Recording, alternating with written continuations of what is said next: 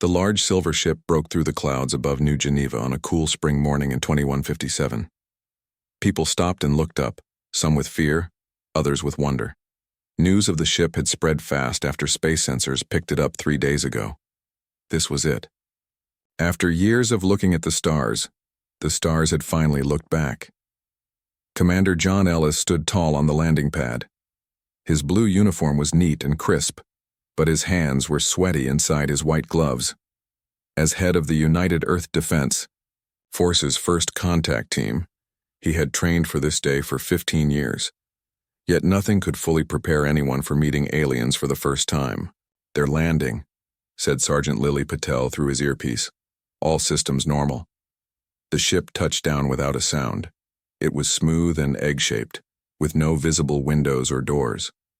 For 30 seconds, nothing happened. Then a seam appeared in the side of the ship, widening into an oval doorway. 3 tall figures stepped out. They had 2 legs and 2 arms like humans, but that's where the similarities ended. Their skin shimmered with colors that changed as they moved. Blues, purples, and greens flowed across their bodies like oil on water. They had no hair and their eyes were large and black with no whites visible. "Steady," Ellis whispered to his team. The middle alien stepped forward. It wore a simple white robe while the others wore silver suits. When it spoke, its voice was deep and musical. "Greetings, people of Earth. I am Ambassador Zurix of the Thelian species and the Galactic Confederation, a union of 17 spacefaring civilizations. We have been watching your world since you achieved faster than light travel 10 years ago. We have deemed your species ready to join the wider community of the stars." Commander Ellis stepped forward just as they had practiced. "On behalf of the United Earth Government, I welcome you to our world. I am Commander John Ellis."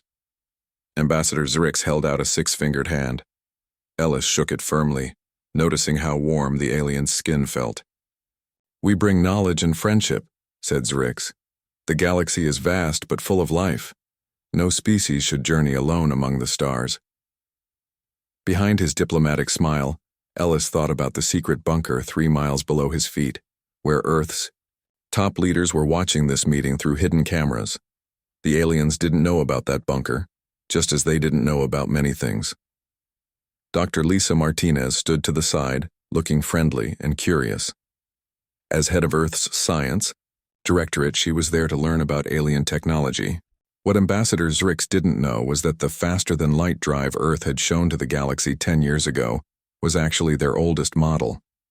Earth had much better ships hidden in secret bases on Mars and Europa. "We would be honored to learn from your advanced civilization," Dr. Martinez said with a respectful nod. "Your technology seems far beyond ours." This was the first lie of many to come. Earth had been preparing for this day for over 200 years.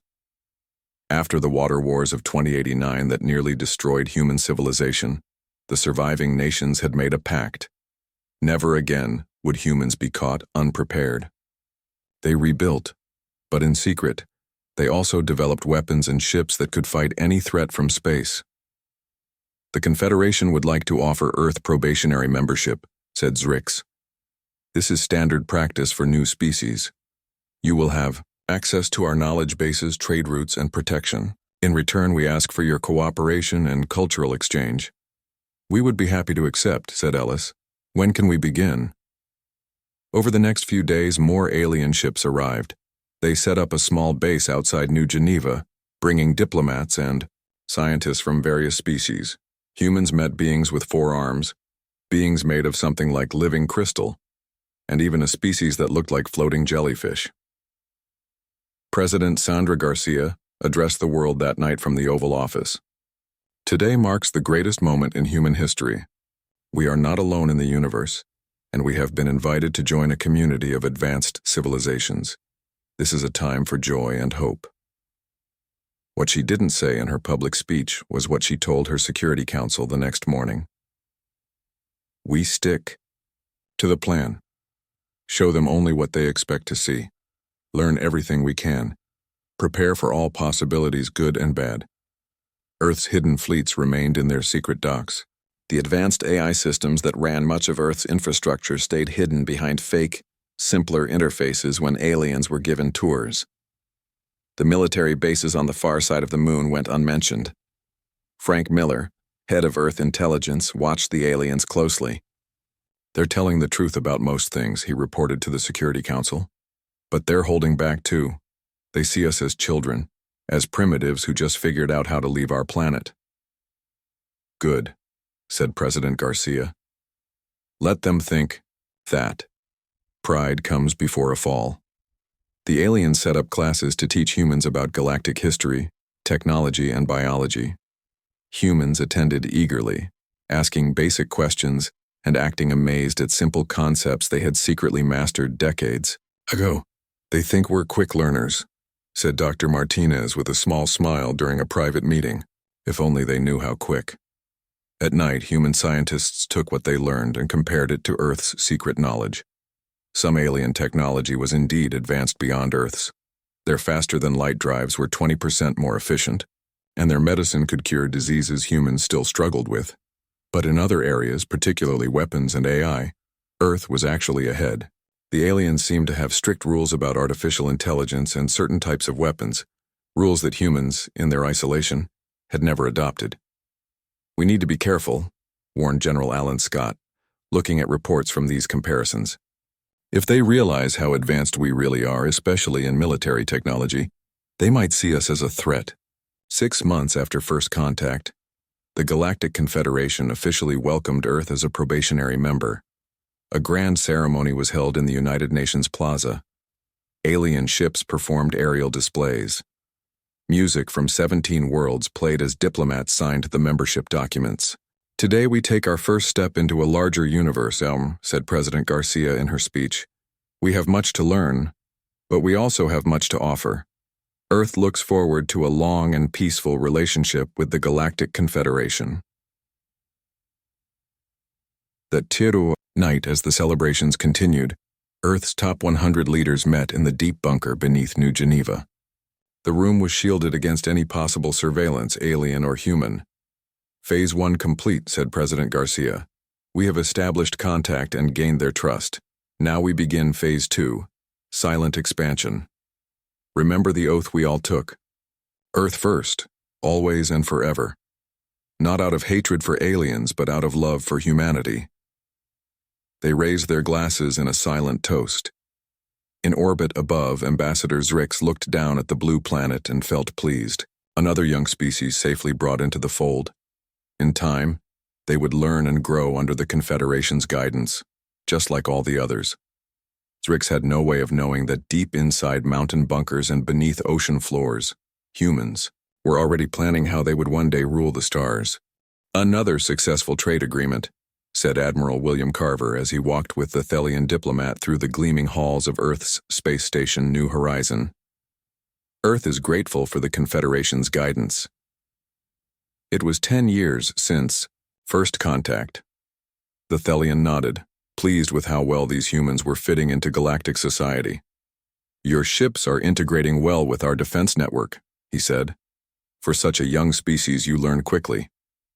"We have much to learn," Carver said humbly. The Thelian didn't notice his slight smile.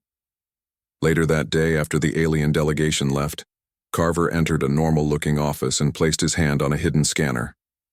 The back wall slid open, revealing a high-tech command center. Large screens showed the positions of ships and bases across the galaxy. "Report," Carver said to the room full of officers. A woman stood up. "Operation Shadow Fleet is on schedule, Admiral.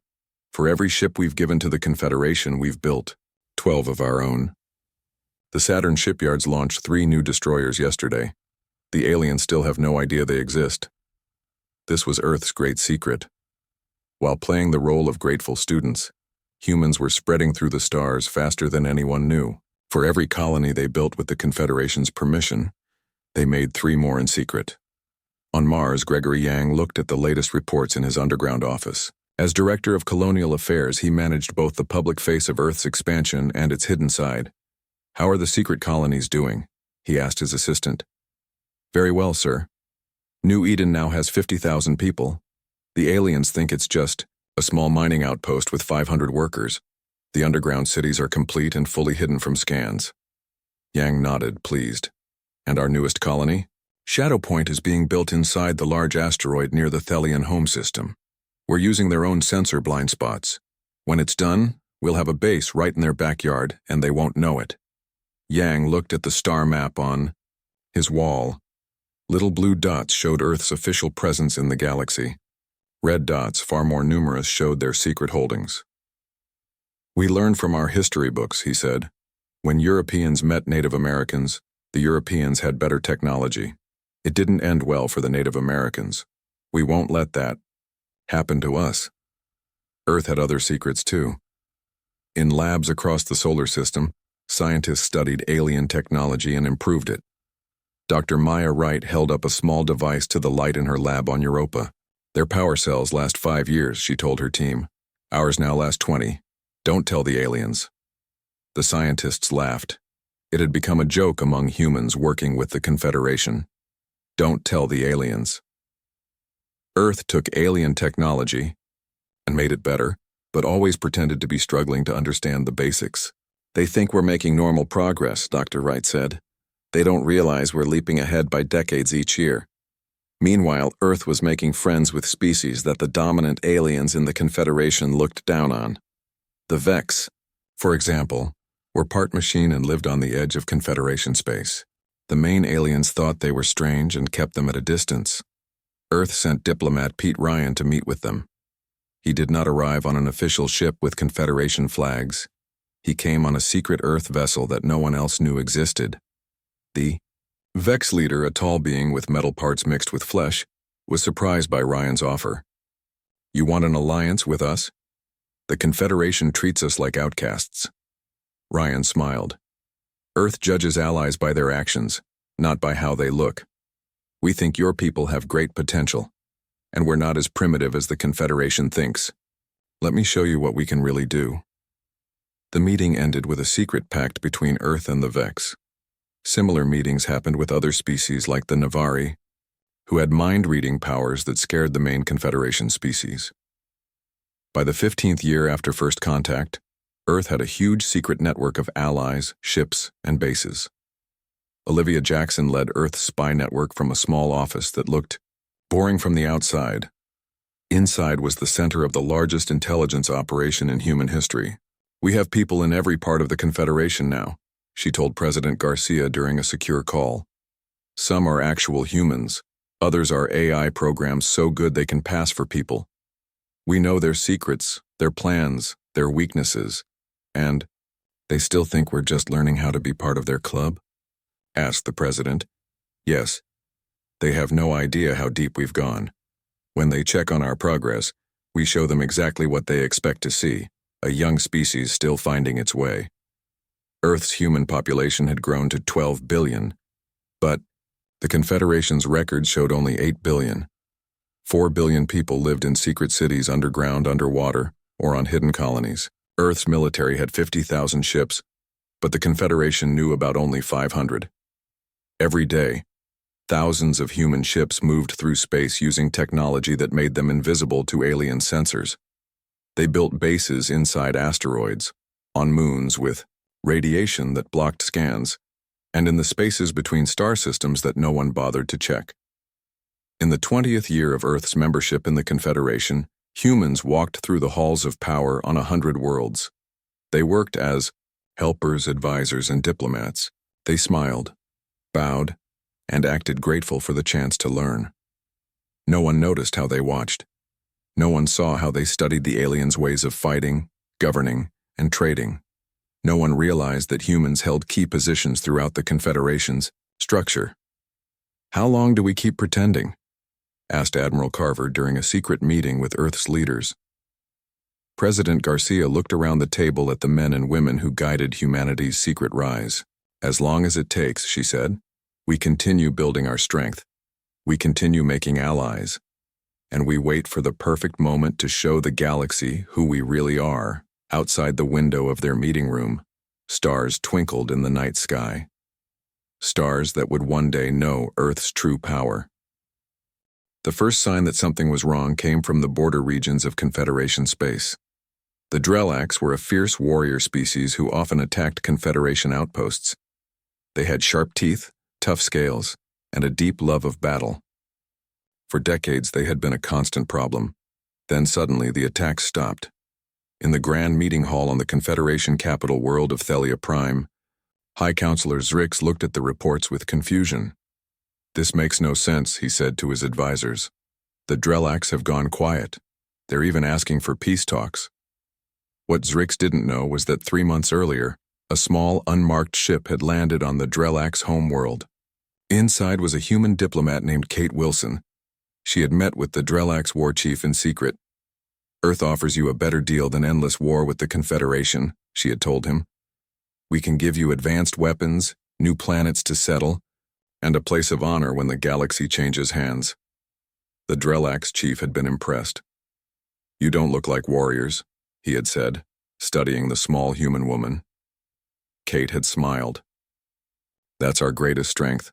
No one thinks we're dangerous until it's too late."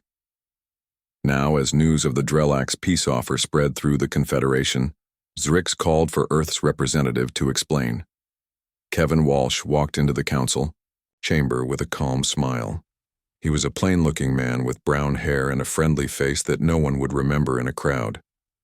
"High Counselor," Walsh said with a bow, "how may Earth help the Confederation today?" Zrix's skin changed color to show his anger, shifting from blue to a dark purple. "We have reports that Earth diplomats visited the Drelax 3 months ago. Probationary members have no right to make separate peace with our enemies."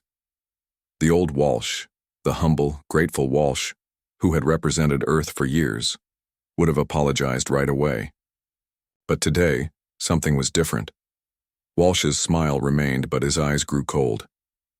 "I believe you'll find, Counselor, that our membership agreement had no such rule. Perhaps you should read it more carefully." The room went silent. No probationary member had ever spoken to a High Counselor like that. "You forget your place, human," Zrix said. "No," Walsh replied calmly. "I think it's you who has forgotten who we are." That meeting set off alarm bells throughout the Confederation leadership. They began looking more closely at Earth's activities. What they found shocked them. In her office on Thelia Prime, Security Director Vala stared at the reports on her screen. "This can't be right," she said to her assistant. "According to these numbers, Earth's trade ships visit 5 times more planets than we thought, and their small mining colony on New Eden has massive energy readings coming from underground." "There's more," her assistant said. "Remember those basic AI systems the humans shared with us 10 years ago? We found hidden code inside them. They've been gathering information about our defenses and sending it back to Earth." Vala's eyes widened. "How deep does this go?" The answer was, very deep indeed. As the Confederation investigated, they discovered that human influence had spread throughout their systems and societies. Human-designed computer programs ran critical infrastructure. Human-owned companies controlled key resources. Human ideas and culture had become popular even on worlds that had never seen a human in person. Most alarming of all, the Confederation's deep space monitors detected huge energy signatures from supposedly empty parts of space, the unmistakable signs of large military bases and fleets. On the Earth ship Artemis, Captain Samantha Rivera received a coded message. "Disclosure. Protocol initiated. Assume defensive position Delta." She turned to her crew. "It's time. Show our true colors." Throughout the ship, fake walls slid away, revealing advanced weapons that had been hidden from alien inspectors for years. The engine room opened a sealed door, showing the real power core, 10 times stronger than the one the aliens thought powered the ship. All across the galaxy, the same thing happened. Human ships that had seemed small and weak suddenly bristled with guns. Space stations that looked like simple trading posts revealed hidden hangars full of warships, and completely new fleets appeared, emerging from secret bases in places the Confederation had never thought to look. On the Confederation capital, Walsh received his own message. He walked into an emergency council meeting, no longer pretending to be humble. "The council has called this meeting to discuss Earth's violations of..." Zrix began. Walsh cut him off. No, the council has called this meeting because you're afraid. You finally started to see the truth and it terrifies you. He pressed a button on his wrist. The large screen behind him lit up, showing a map of the galaxy. Blue dots showed Confederation worlds. Red dots, far more numerous, showed Earth's secret holdings. For 30 years, you thought you were guiding our development, Walsh said. You thought we were students learning at your feet. In reality, we were studying you, learning your weaknesses, preparing for this day. Zrick stood up, his skin now pale with shock. This is an act of war. Walsh shook his head. If we wanted war, High Counselor, we could have attacked at any time in the last 20 years, and we would have won. No, what Earth wants is recognition. We will no longer accept second-class status in a galaxy we are fully capable of ruling. As Walsh spoke, reports flooded in from across Confederation space. Key defense stations had gone offline as hidden programs activated. Resource stockpiles had mysteriously been transferred to human control. Several smaller species had already declared their support for Earth. The Confederation military tried to respond, but many of their ships found their navigation systems locked up. Communication networks fell apart as human cyber warfare teams took control. The carefully planned security systems that had protected the Confederation for centuries had been compromised from within. President Laura Chen addressed the Confederation from Earth. Her image appeared on screens across thousands of worlds. For too long, humanity has hidden its true face, she said. We came to the stars in peace but prepared for war. The Confederation has a choice to make now: work with us as equals, or be left behind as we reshape the galaxy. In the council chamber, Walsh watched the fear grow on alien faces as they realized the truth. They had invited wolves into their home, mistaking them for sheep. The Confederation Council chamber fell silent as Earth's ultimatum was delivered. Admiral Daniel Morrison, resplendent in his formal Earth Fleet uniform adorned with medals never before seen by alien eyes, stood before the assembled representatives of 17 species. Earth does not desire conflict, Morrison stated calmly, but we will no longer accept second-class status in a galaxy we are fully capable of dominating. The Confederation has two options: reorganize with Earth as an equal partner with full voting rights and leadership positions proportional to our capabilities, or face the consequences of your miscalculation. The Thelians, who had dominated Confederation politics for centuries, were the first to protest. Their representative, Sub-Counselor Thrax, rose from his seat. This is blackmail. The Confederation will not bow to threats from a species barely out of its planetary cradle. As if on cue, reports flooded in from across Confederation space. Key defense installations suddenly went offline as hidden human algorithms activated. Strategic resource depositories reported that their inventories had mysteriously been transferred to human control. Several minor species immediately declared their allegiance to Earth. The humans had been busy indeed. This is not a negotiation, Admiral Morrison continued. It is simply a courtesy notification. As we speak, Earth forces are establishing control over critical infrastructure throughout Confederation space. We could have done this without warning, but humans prefer transparency when possible. The Confederation military attempted to respond, only to discover that many of their systems had been compromised. Their most advanced warships found their navigation systems locked out. Communication networks collapsed into chaos as human cyber warfare teams took control. Victoria Bell, Earth's newly revealed Minister of Galactic Affairs, addressed the Council next. For 30 years you believed you were guiding our development. In reality, we were studying your weaknesses. You failed to understand a fundamental truth about humanity. We planned for worst-case scenarios. While you saw us as students, we were preparing to become teachers. Within days, the Confederation leadership capitulated. The Galactic Concordat of 2193 recognized Earth as a founding member of the new interstellar alliance, with humans holding key leadership positions throughout its structure. 50 years passed since first contact. The stars had changed. Grand Admiral Nathan Cole stood by the huge window on Jupiter Station. Below him, Massive shipyards stretched as far as he could see. Workers built ships of human design, not just for Earth's fleets, but for all members of the Interstellar Alliance. Quite a view, isn't it? Asked Commander Helen Wright as she joined him. Cole nodded.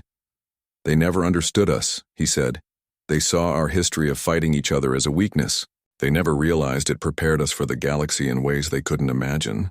The old Confederation was gone. In its place stood the Interstellar Alliance with Earth at its center. Not through brutal conquest, but through careful planning and the unique human ability to adapt. On the planet New Thelia, young Thelians studied at the Earth-built university there. Earth schools had become the most respected in the galaxy. Alien students competed hard to get in.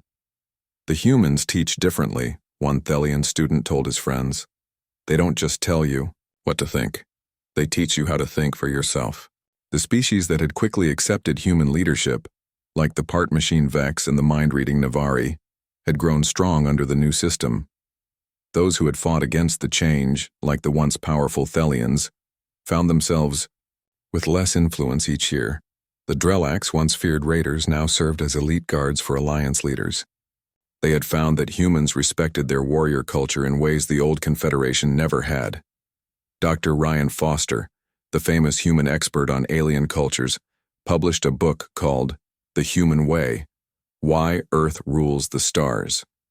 It became required reading throughout the Alliance. Humans never stopped preparing for the worst, he wrote. While other species evolved toward stability, humans kept their ability to change quickly. When the Confederation met Earth, they didn't just meet another smart species. They met a completely different way of surviving. In the new council chamber on neutral ground, a space station built at the center of Alliance space, President Julia Henderson gave a speech on the 50th anniversary of First Contact. She looked out at the representatives of over 40 species now united under the Alliance. Some had been part of the old Confederation. Others were newer species that humans had discovered and welcomed. 50 years ago, she said, humans looked up at the stars and wondered if we were alone. When we found we weren't, we proceeded with both hope and caution. We learned from our own bloody history that power differences can lead to tragedy. The aliens in the chamber listened carefully. Many wore translators in their ears that changed her words to their languages. Some have called our rise to power deceptive, she continued. But we prefer to think of it as prudent.